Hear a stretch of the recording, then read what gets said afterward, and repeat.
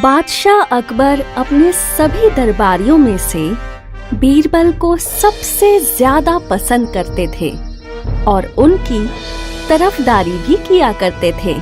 ये देखकर बाकी दरबारियों को बहुत जलन होती थी।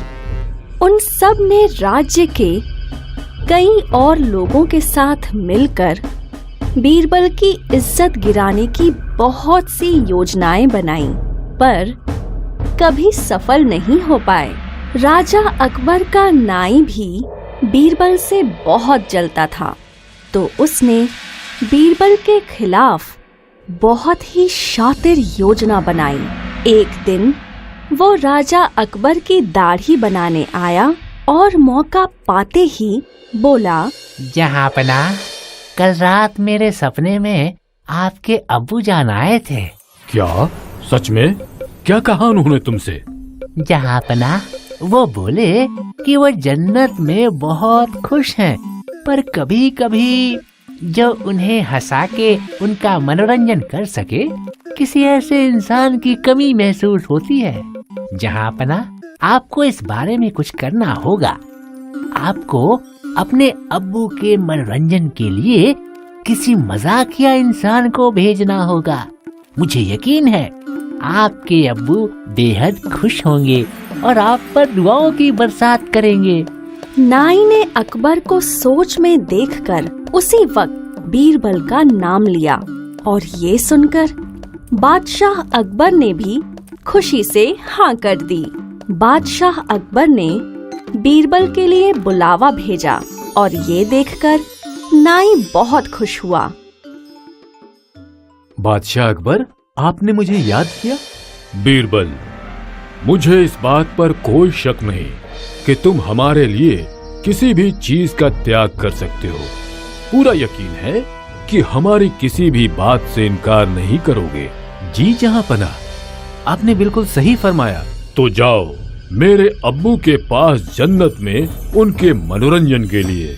राजा अकबर की ये बात सुनकर बीरबल को जरा भी समय नहीं लगा ये समझने में कि ये किसी दुष्ट की साजिश है उसे मरवाने के लिए।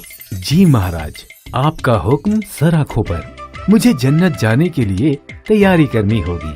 उसके लिए कुछ दिन चाहिए। हाँ, क्यों नहीं। तुम्हें 1 हफ्ते का समय दिया जाता है।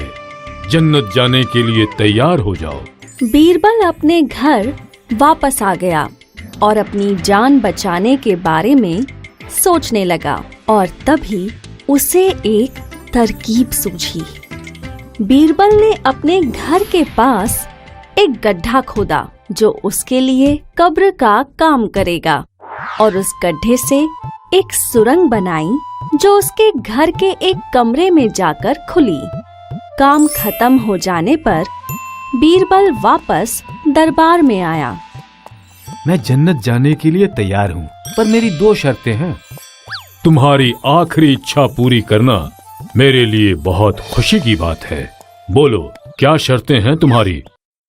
जहांपना, मुझे मेरे घर के पास दफनाया जाए और मुझे जिंदा दफनाया जाए ताकि मैं जन्नत जिंदा पहुंच सकूं आपके अब्बू का मनोरंजन करने के लिए।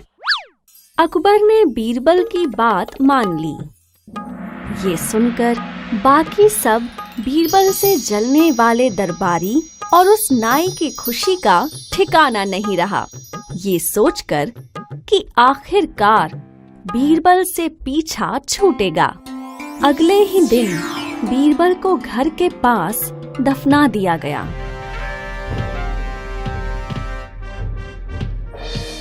सब हो जाने के बाद बीरबल उस सुरंग से होते हुए अपने कमरे में गया और 6 महीने तक अपने ही घर में कैद रहा। इस दौरान बीरबल को मालूम चल गया था कि ये सारा किया कराया बादशाह अकबर के नाई का है। 6 महीने बाद बीरबल बादशाह अकबर और सभी दरबारियों के सामने दरबार में पेश हुआ। अरे, ये कहाँ से आ गया? ये जिंदा कैसे है? इसे तो दफना दिया गया था ना? हाँ हाँ, ये यहाँ कैसे आ गया? कहीं ये बीरबल का भूत तो नहीं? अरे बीरबल, वापस कैसे आए? मेरे अब्बू कैसे हैं? क्या उन्होंने तुम्हें वापस भेजा है या कोई और वजह है? जहाँपना, जन्नत में सब अच्छा है। मैं आपके प्यारे अब्बू के साथ था। वो मेरे मनोरंजन से बेहद खुश हुए और मुझे इजाजत दी वापस आकर उनके सबसे महान बेटे का मनोरंजन करने के लिए। क्या उन्होंने मेरे लिए कोई संदेश भेजा है? जी महाराज, जन्नत में एक भी नाई नहीं है। मेरी बढ़ी हुई दाढ़ी और बिखरे बाल देखकर तो आपको अंदाजा हो गया होगा। तो उन्होंने आपके नाई को वहाँ भेजने के लिए बोला है। नहीं नहीं महाराज बीरबल, मुझसे गलती हो गई जो मैंने आपके खिलाफ षड्यंत्र रचा। मुझे माफ कर दीजिए महाराज बीरबल। बादशाह अकबर को सब समझ आ गया और उन्होंने नाई को आजीवन कारावास की सजा सुनाई और बीरबल को इनाम दिया।